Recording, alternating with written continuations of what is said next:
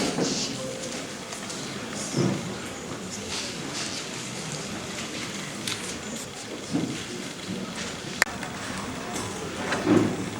morning, ladies and gentlemen. For Kenyans and East Africans, hujamboni. Regional development agenda.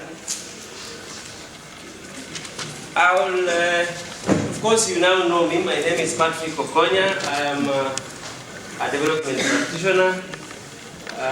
Back home here, I'm called an RRI coach, Rapid Result Initiatives coach.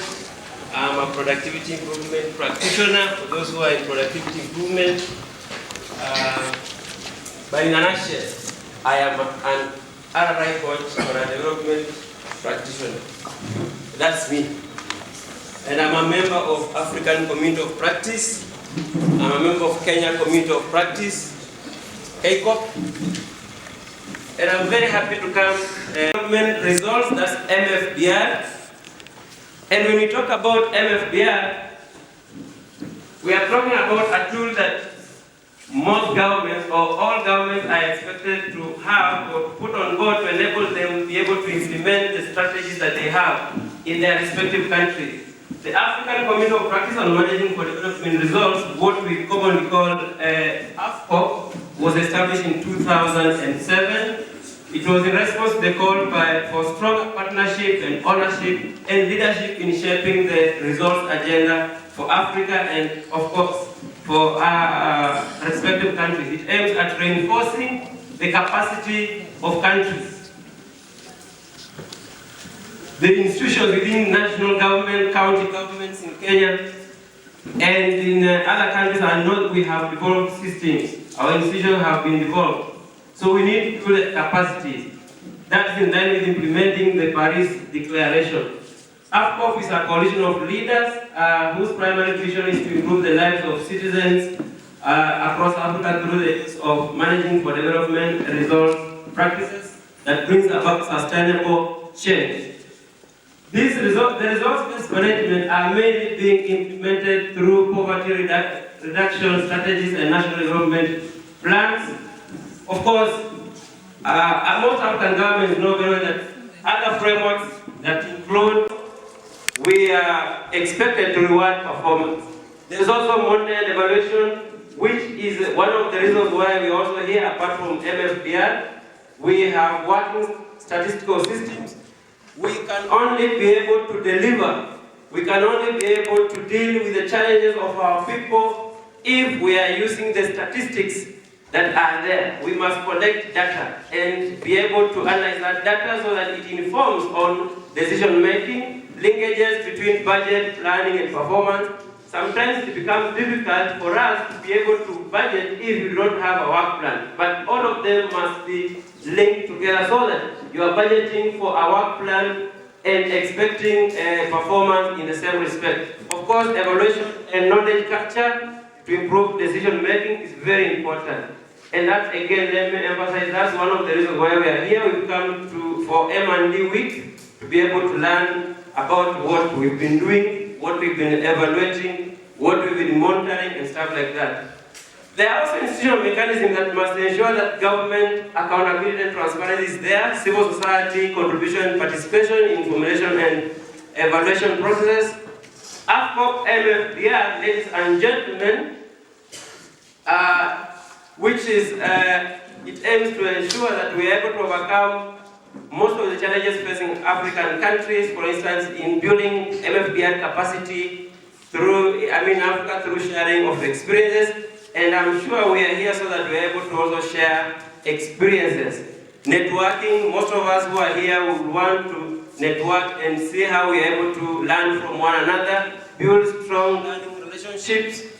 And on MfDR, of course, the practitioners who are here, providing a platform where we'll exchange experiences and they, of course, improve on development practices. I would also want to add that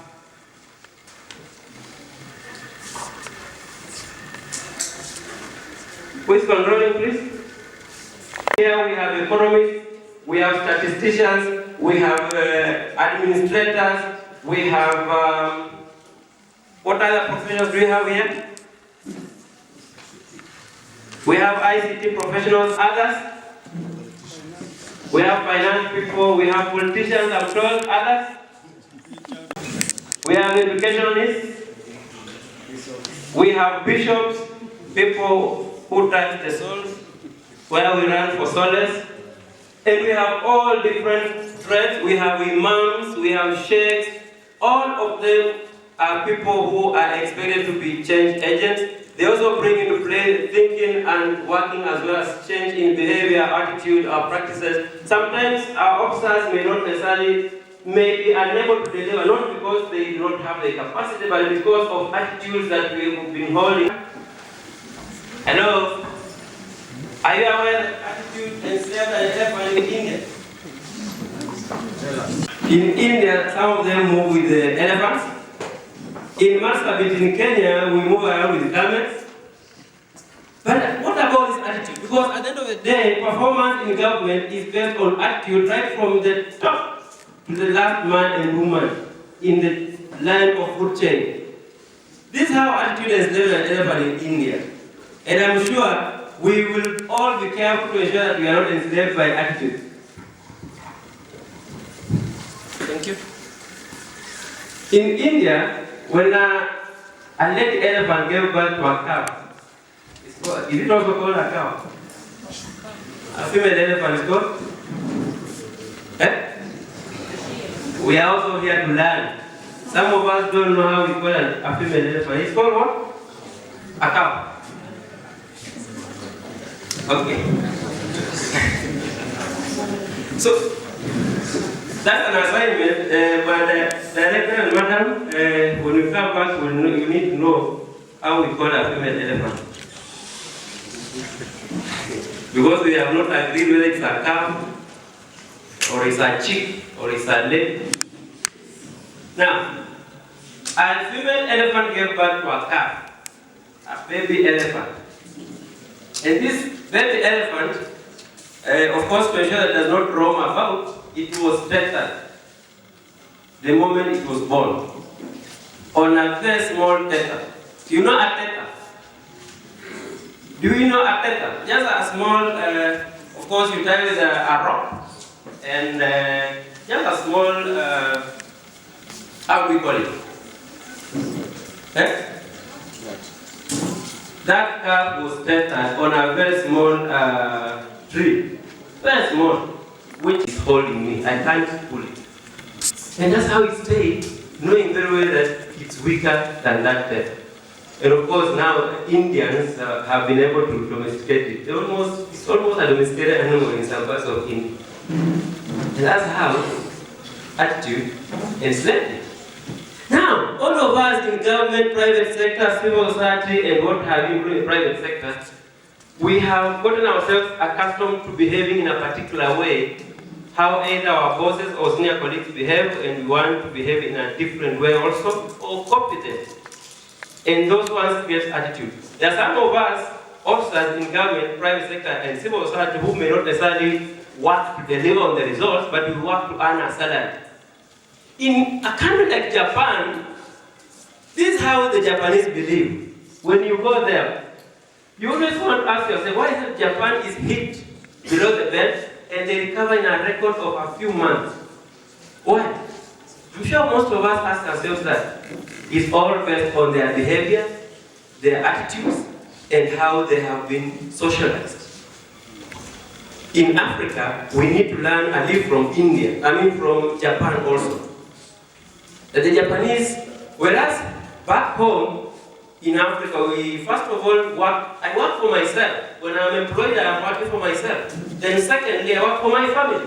The third one, I work for my government, or my ministry, or my parastatal, or my private sector organization. The fourth one, I work for my country. True or not true? True or not true?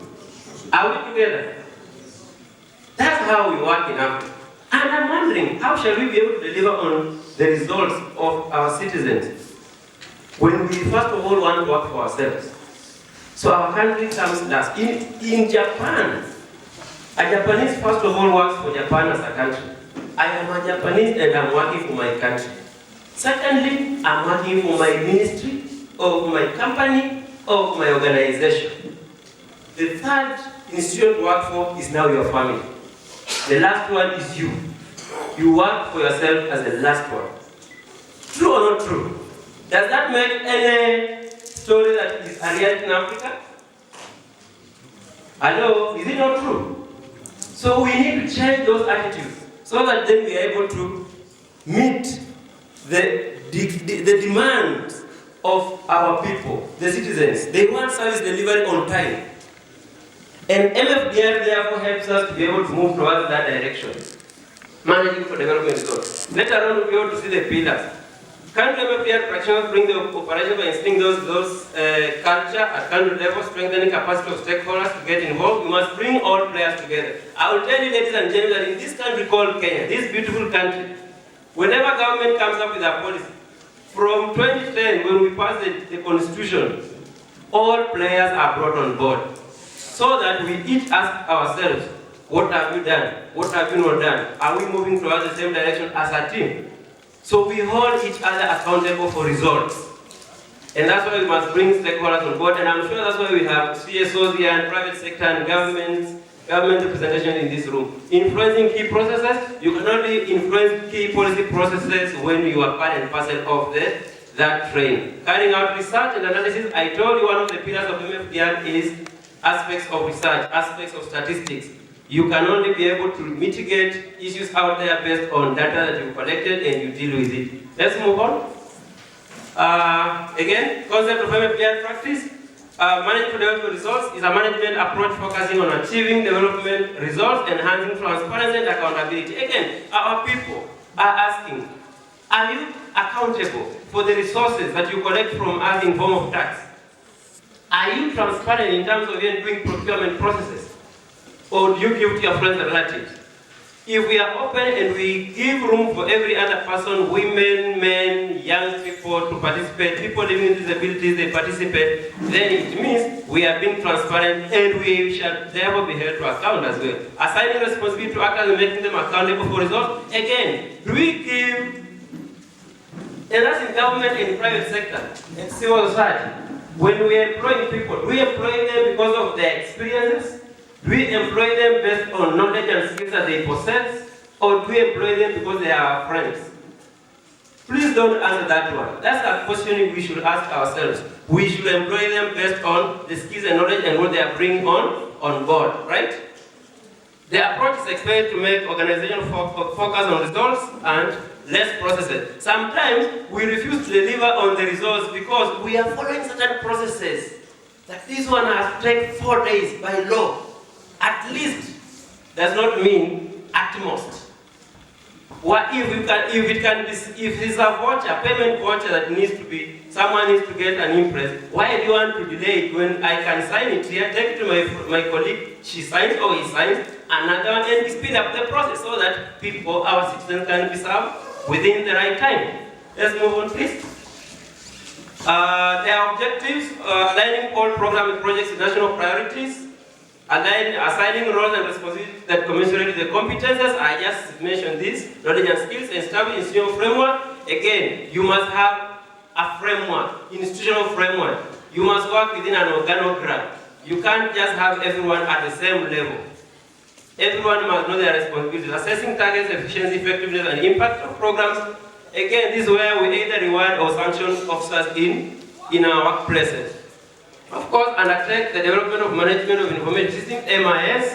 We need, how do we use digital, now that the world is becoming more and more small? Are we using the digital framework effectively to deliver on the promise?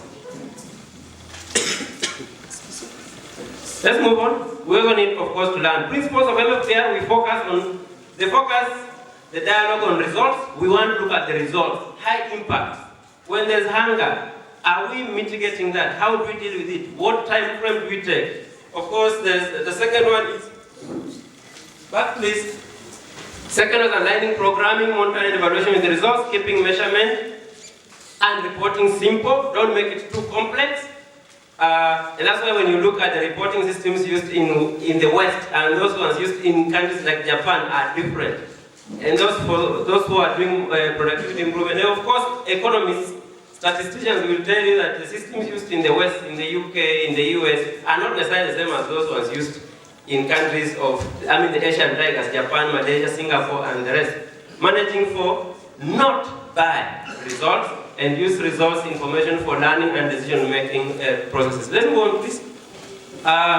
Focus on development results, stakeholder dialogue, partners and stakeholders jointly owning processes, and focusing on risk assessment. Of course, you must also ensure that there is risk assessment and risk mitigation strategies in place, and involving stakeholders in understanding those risks that are likely to affect delivery of service. Aligning programs, implementation, and monitoring evaluation with the results.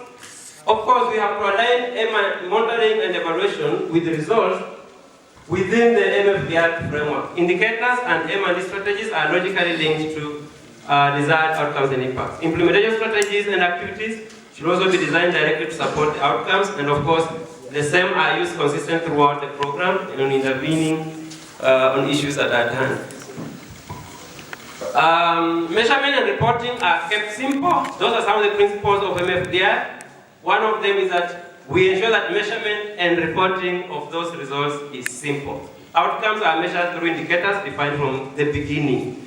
And of course, risk and institutional performance indicators are used to track key contextual changes that may affect outcome achievement. I'm sure Director Machuka will be sharing with us the systems within M&D, NIMES, that is being used in Kenya, and how it can be used to track changes and be able to inform in decision-making process. Institutions are committed to minimize costs, avoiding duplication and wastage by using different indicators. Of course, sometimes we waste resources because everyone wants to do what everyone is doing, instead of complementing one another. We must always stick to our mandates as institutions, government, private sector, and civil society organizations.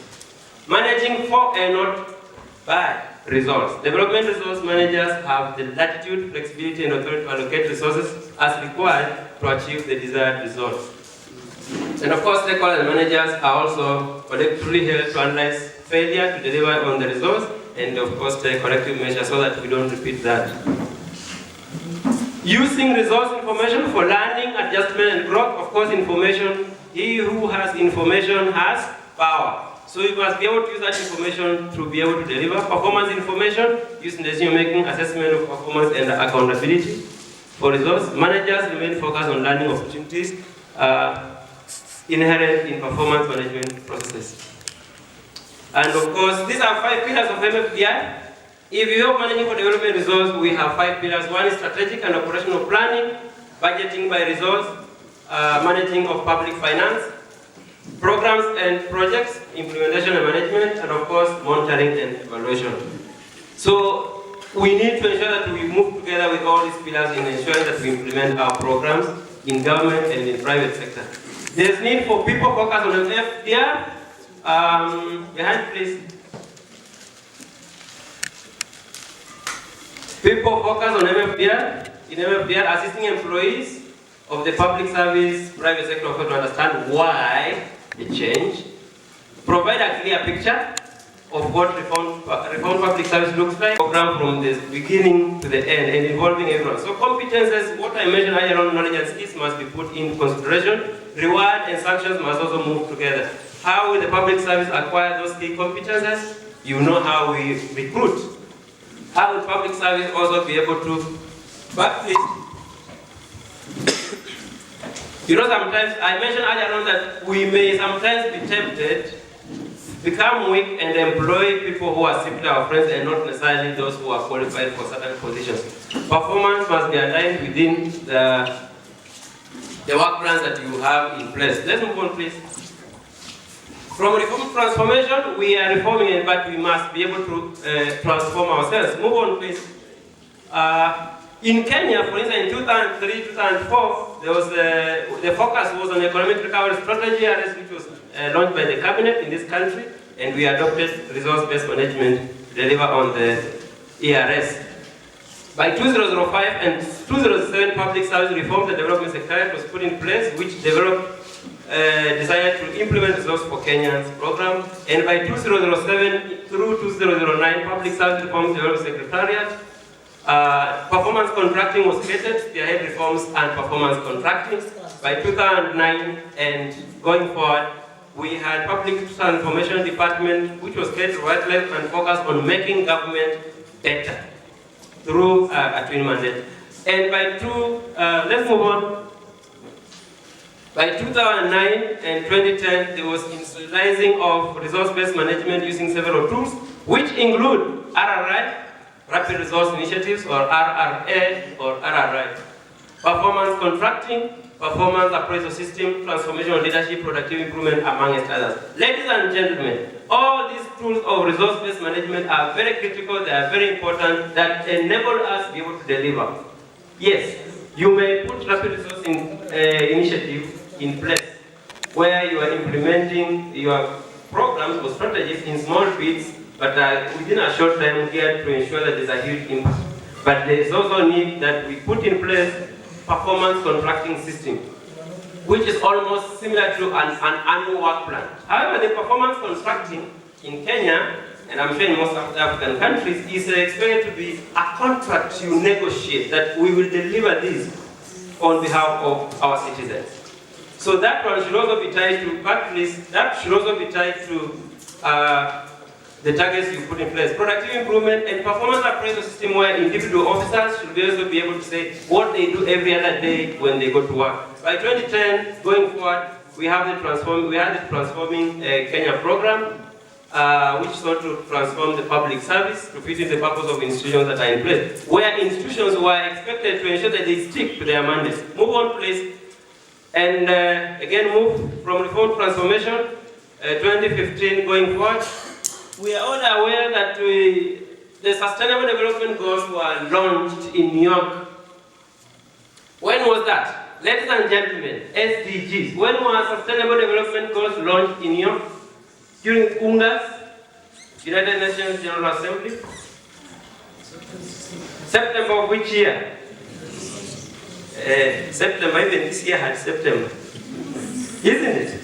So, Sustainable Development Goals were launched in September in the US during the United Nations General Assembly. But in Kenya, we domesticated it and launched the same in, when was it launched? Kenyans. Civil society was also there, including government.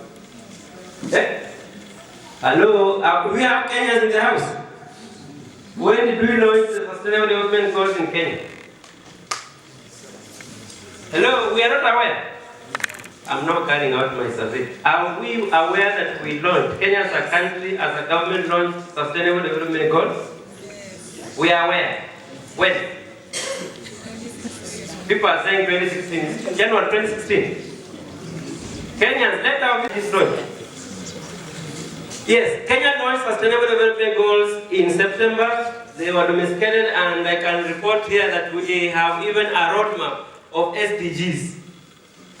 How many SDGs are we talking about? Because it's going to be one of the tools of MfDR, because MfDR does not say we are moving alone. We are moving together with all other tools that can enable us to be able to deliver on what our citizens demand of us as government, right? So SDGs are critical. Who knows the first SDG? There are 17. For those of us who are not aware, we have 17 SDGs as part of now MfDR. 17. Which is the first one? Or who knows any? By show of hand, any? No poverty. Another one? No poverty. That is SDG number 1. Another one? Mkono tu, just raise your hand and we hear the beautiful words that come from your lips. Food security.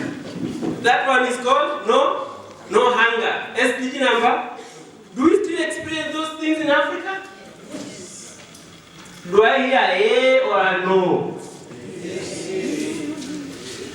And what the two that you just mentioned are part of the responsibilities that we, you and myself, and the rest of us have to deal with. Not yesterday, not tomorrow, but today and now.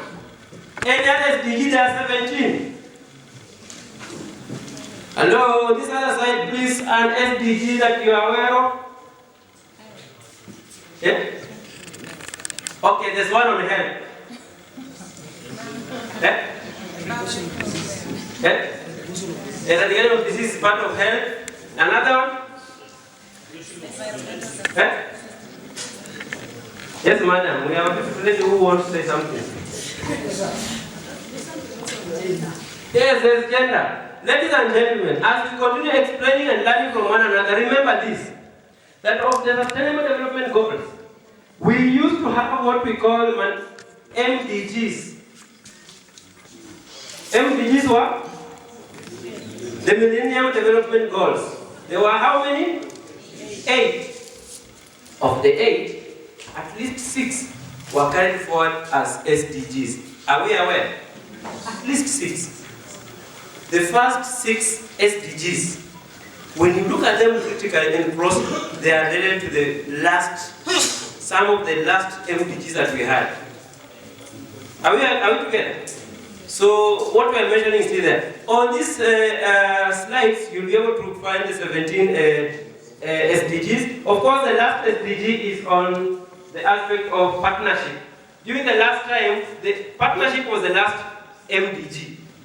But we also have one on peace, we have one dealing with the hunger, we have done another one dealing with climate change, another one dealing with water under the sea, water on land, we have another one dealing with... Hello? Eh? Energy, clean energy. People, you are the key stakeholders in government, in private sector, in civil society.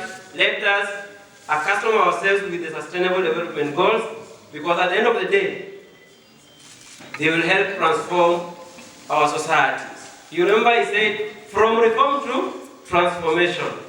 If we understand them, we can also create job opportunities for our young men and women who don't have jobs. We will also be able to spur innovations amongst our young people. All those SDGs. Let's move on, please. Look at that picture. It says, one of these birds says, shouldn't we stop to consider our options? And the one who seems to be in front says, why bother? Everything is going fine. But then we can also see there's another one in front, right? Those who are near. Can we see that? Now these are the challenges we have, not just in government, but in private sector, in our civil society organizations. Sometimes we must learn to listen to each other. That's what it means. Because the other bird has seen a crocodile coming from behind, right? That's why she's saying, why can't we consider other options? And the other one is saying, everything's just going fine. So this tells us that we need to partner and learn to listen to one another. Move on, please.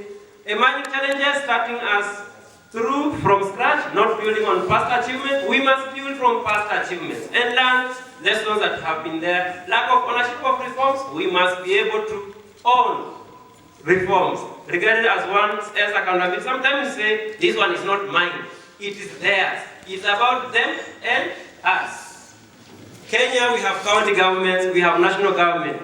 We must be able to learn and move together as partners. And that's why the director has said we have invited government officers, civil society, private sector players, and we have even players from outside the country. We have county governments here also involved, and they have brought in players from the grassroots, so that people at the grassroots can be able to say the challenges they face, so that we don't say that it is their reforms, it is ours. We must be able to move forward as a team, and as a community, as a society. Focusing on reforms only on one arm of government, we must be able to involve all arms of government, all players in government. In Kenya, we have 3 arms of government: the executive, the judiciary, and the parliament, legislature. And what parliament or legislature does, executive does, judiciary does, must be able to help our people, our citizens, appreciate the reforms that are going on. Looking at pilot challenges, many centered on quick wins. We need to also have quick wins. We pick the low-lying fruits, but also focus on the long-term result that we are looking for. Lack of growth, sustained change, those are some of the challenges. And the other is inertia and resistance, which is passive. People know that we must change. Like right now, we know that all governments, including players in every respective country, civil society and private sector, we have all of us to domesticate sustainable development goals and make them part and parcel of our lives for the next 14 years. Because already we have cleared 1 year, right? From the time when they were launched. Is it not true? For the next 14 years, let's move together. Sometimes you get people who are so passive, they are resisting without necessarily telling that we are resisting. Mr. Machuka can send a letter across and say, a memo, we want to go for a training on SDG so that people are able to understand what needs to be done. But if you decide to also award yourself a sick leave, awarding yourself a sick leave that you know I'm not feeling very well, because it's not adding value to you. You are simply resisting passively. Sometimes inertia, you are neither here nor there. You are just hanging somewhere. It happens not just in government, but even private sector. Sometimes we refuse to engender. Here, when I look around, I can see we know the reality. We must be able to know the reality and learn how to walk along the process of transformation, that road. But remember, you must also be able to know the current capacity at what particular time and continuously identify challenges, assumptions, worldviews, and mindset. Keep looking at that as we move forward. As we want to domesticate SDGs in our government and private sector or country-based strategies, we must also be able to identify challenges. We must also have the assumptions, worldview, mindsets, to be able to help us move to the desired reality, the future, enhance our capacity. Let people learn every other day. Let's move on, please, ladies and gentlemen. You remember we chart a course for every endeavor that we take the people's money for? See how well we are progressing, tell the people how we are doing, stop the things that don't work, and never stop improving the things that we think are worth investing in. That was said by one William J. Clinton. We remember him? Do you remember William J. Clinton? Hello? Do you remember William J. Clinton? No.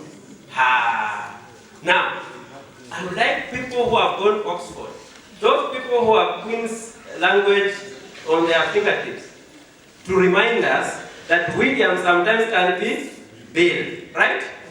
Now I have learned something, that William is also called Bill. That was the former president of the United States. Hello, are we there? And his only beloved wife also wants to become a president.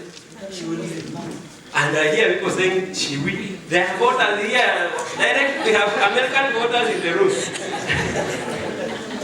Now, the point is, when William Clinton was president of the United States, he said, we chart a course for every endeavor that we take the people's money for.